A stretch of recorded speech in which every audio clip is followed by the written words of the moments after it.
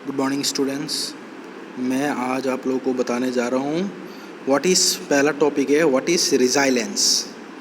Resilience क्या होते हैं? Resilience is the ability of a material to absorb energy when elastically deformed and to return it when unloaded. इसका मतलब क्या है? देखिए, कोई भी एक सब्सटेंस ले लिया या कोई भी एक एलिमेंट ले लिया या मटेरियल ले लिया, उस मटेरियल को अगर हम लोगों ने खींचने पे क्या हो रहा है, कुछ हद तक एक्सटेंड हो रहे हैं, फिर उसके बाद ये वापस अपने जगह पे पहुंच गया। जैसे एक रबर, मान लो रबर ले लिया तो इसको खींचा, ये वापस अपने जगह पे पहुंच गया फोर्स को छोड़ने के बाद। तो ये जो भी हम लोगों ने फोर्स को छोड़ दिया उसके बाद वापस जा रहा है, इसका मतलब ये है कि जो भी मटेरियल है वो इलास्टिक मटेरियल है। तो इलास्टिक मटेरियल में होते क्या है, जितने भी इलास्टिक मटेरियल है वो इलास्टिक लिमिट के अंदर कुछ हद तक फोर्सेस को, वो जितने भी है वो कुछ हद तक फोर्सेस को वो स्टोर कर सकते हैं। इसीलिए जैसे मैंने एक रबर ले लिया, रबर को खींचने पे वो अचानक से डायरेक्टली टूट नहीं गया, वो कुछ लिमिट तक ये खींचा जा सकता है, मतलब इलास्टिक लिमिट तक खींचा जा सकता है। उसके बाद में अगर खींचूंगा फिर उसके बाद क्या होगी, यील्डिंग होगा, upper yield point, lower yield point, जो कि मैंने डायग्राम एक दिखाया था माइल्ड स्टील का, अपर यील्ड पॉइंट, लोअर यील्डिंग बनेगा, यील्डिंग के बाद फ्रैक्चर बनेगा। तो इलास्टिक लिमिट के अंदर कोई भी मटेरियल को हम लोग खींचते हैं तो ये खींचा जा सकता है, फिर फोर्स को छोड़ने के बाद ये वापस अपना पोजीशन पे पहुंच जाएगा। तो ये जितने एनर्जी ये मटेरियल मतलब मटेरियल को खींचने पे मटेरियल क्या कर रहा है, ये जो फोर्स है, जिस फोर्स से हम लोगों ने मटेरियल को खींचा उतने फोर्स को मटेरियल एब्जॉर्व कर रहा है, उसी फोर्स को हम लोग बोलते हैं रेजिलियंस। तो रेजिलियंस क्या होते हैं? रेजिलियंस या तो रेजिलियंस बोलते हैं, दोनों ही टर्म्स में बोलते हैं। कभी कोई आदमी इसको रेजिलियंस बोलते हैं, कोई आदमी इसको रेजिलियंस बोलते हैं। तो रेजिलियंस क्या होते हैं कि रेजिलियंस इज इक्वल टू, जो एरिया ऑफ द ट्राइंगल आप लोगों को दिख रहा है, ये स्ट्रेस स्ट्रेन ग्राफ है। Stress strain graph elastic limit तक, तो इसके एरिया क्या हो गया, half of stress into strain. लेकिन resilience is the amount of energy which is present for the full volume. So इसीलिए half of stress into strain into volume कर देंगे पूरा वॉल्यूम के लिए, half of stress into strain into volume. So half of stress into strain को क्या लिख सकते हैं, हाफ ऑफ स्ट्रेस का मतलब है सिग्मा, स्ट्रेन का मतलब है sigma by E. So sigma square by 2e into volume हो गया। अगर स्ट्रेन एनर्जी को या तो रेजिलियंस को स्ट्रेन के टर्म पे दिखाएंगे तो stress is equal to strain into Young's modulus. So strain square into Young's modulus square by 2e, तो strain into Young's modulus by 2 into volume बन जाएगा फॉर द फुल वॉल्यूम। लेकिन ये चीज़ याद रखना है, पूरा वॉल्यूम मल्टीप्लाई करना है तभी जाके रेजिलियंस बनेगी। लेकिन अगर इसी टर्म्स में मैं अगर पर यूनिट वॉल्यूम के लिए निकालूंगा तो उसको बोलते हैं proof resilience. Proof resilience is the maximum strain energy stored at the elastic limit. That is, देखिए, जितने भी एनर्जी मटेरियल ने स्टोर किया उसमें से सबसे ज़्यादा एनर्जी जो स्टोर किया वो कौन सा रीजन पे, इलास्टिक लिमिट में सबसे ज़्यादा, क्योंकि हम लोग खींचे जा रहे up to the elastic limit. तो इलास्टिक लिमिट में मैक्सिमम एनर्जी एब्जॉर्ब हो पा रहे हैं, और जो मैक्सिमम स्ट्रेन एनर्जी है वो स्ट्रेन एनर्जी एब्जॉर्व कर पा रहा है मटेरियल विदाउट एनी इम्पैक्ट और विदाउट एनी शॉक और without any kind of rupture. The measure of proof resilience is the strain energy absorb per unit volume. जो ऊपर का फॉर्मूला क्या है, strain energy for the whole volume, and proof resilience is the maximum strain energy per unit volume. उसके बाद resilience का मतलब क्या है? Resilience is the proof resilience per unit volume. मतलब क्या है कि देखिए, प्रूफ रिजाइलेंस का मतलब है जो स्ट्रेन एनर्जी है पर यूनिट वॉल्यूम, लेकिन वो मैक्सिमम वैल्यू का है। लेकिन मॉडुलस ऑफ रिजाइलेंस है कि strain energy per unit volume. So volume से डिवाइड, जो ऊपर वाला फॉर्मूला था स्ट्रेन एनर्जी इनटू वॉल्यूम को वॉल्यूम से डिवाइड कर दिया तो सिग्मा स्क्वायर बाई 2E बन गया, और epsilon square into E by 2 बन गया। और अभी एप्लीकेशंस ऑफ रेजिलियंस, रेजिलियंस का एप्लीकेशन क्या है कि देखिए, रेजिलियंस का फॉर्मूला क्या होता है? Half strain energy into volume. So strain energy का मतलब होता है half of stress into strain into volume. So half of stress में हम लोग लिखते हैं load by area P by A. Strain में हम लोग लिखेंगे stress by Young's modulus. Stress में फिर से लिख देंगे P by A into E, और वॉल्यूम में लिख देंगे A इंटू ई। जब इसको हम लोगों ने सिंप्लीफाई किया तो हम लोग के पास इक्वेशन आ गया है P square into L divided by 2AE। तो ये जो इक्वेशन है, ये इक्वेशन होगा आपका रेजिलियंस का इक्वेशन। तो इस इक्वेशन से हम लोग देख पा रहे हैं कि अगर कोई भी एलिमेंट में लोड ज़्यादा लगेगा तो रेजिलियंस बढ़ेगा, directly proportional to load, directly proportional to length, but inversely proportional to the area.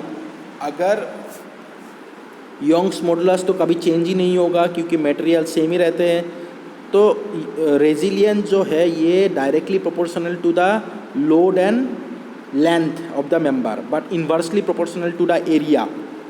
Area बढ़ेगी तो रेजिलियंस घटेगा। उसके बाद टफनेस क्या होता है? Toughness is the ability of the material which enables the material to be twisted, bent or stressed under the impact load or high stress without being rupture।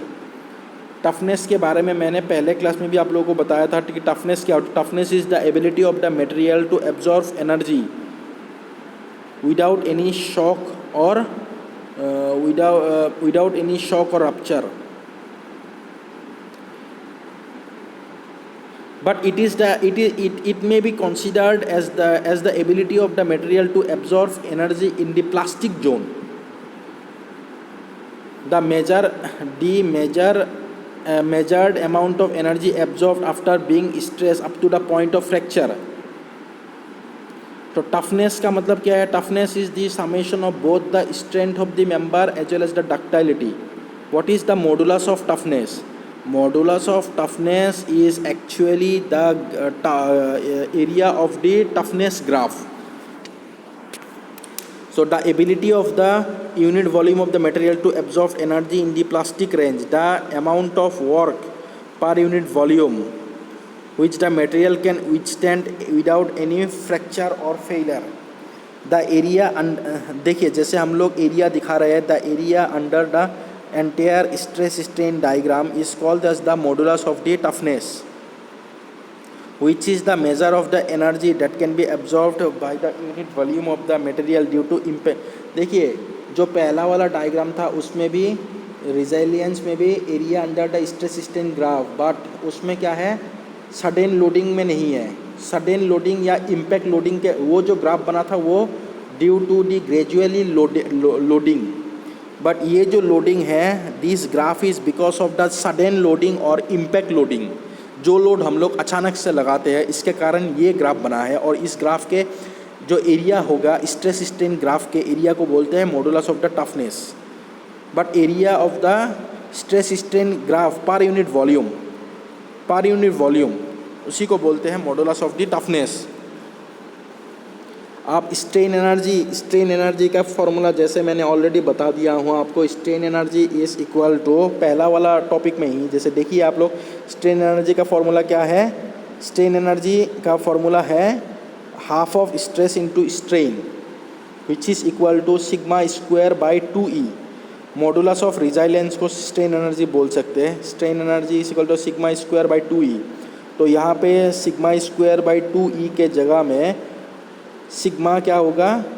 Sigma हो गया आपका बेंडिंग एंड ई हो गया modulus of elasticity. But उसी को हम लोग shear stress and shear modulus of rigidity को अगर चेंज कर दूंगा तो स्ट्रेन एनर्जी का इक्वेशन बनेगा,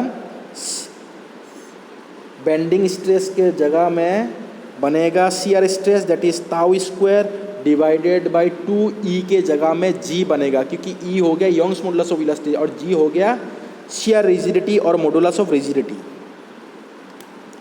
उसके बाद total strain energy for a shaft in torsion, और टॉर्सन के टर्म में बनेगा half of T into theta which is equal to the half of the T square into L by GJ। उसके बाद स्ट्रेन एनर्जी इन बेंडिंग बन गया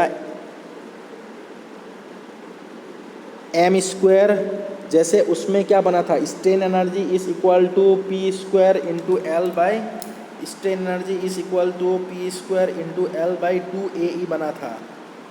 तो यहाँ पे बनेगी strain energy is equal to the m square for in the case of bending moment it will become strain energy is equal to m square into the L by 2AE, m square into L by 2AE के जगह में 2 flexural rigidity EI, so m square into L by 2EI।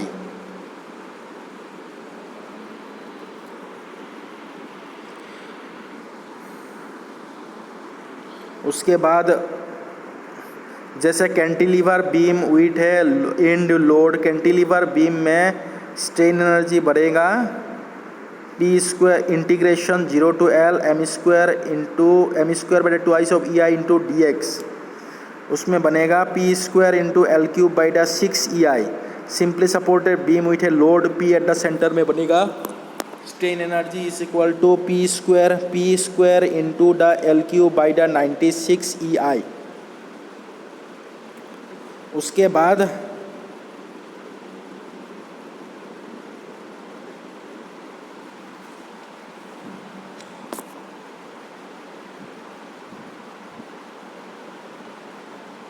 Strain energy को हम लोग और एक चीज़ में लिख सकता है, strain energy is also equal to the half of load, it is the area under the load versus deflection graph, that is half of P into delta.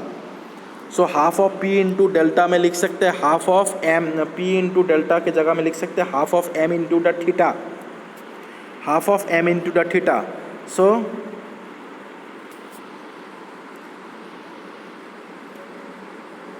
for the pure bending m is constant along the length L, theta is equal to the ml by EI, strain energy is equal to m square L by the 2 EI।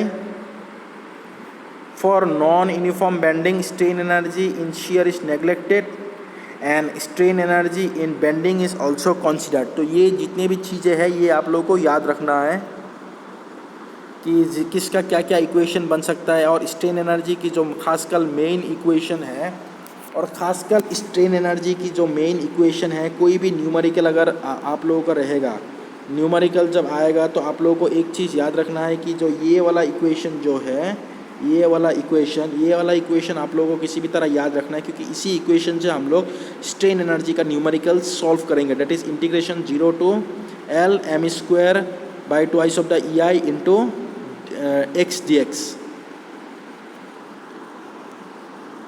Okay, thank you.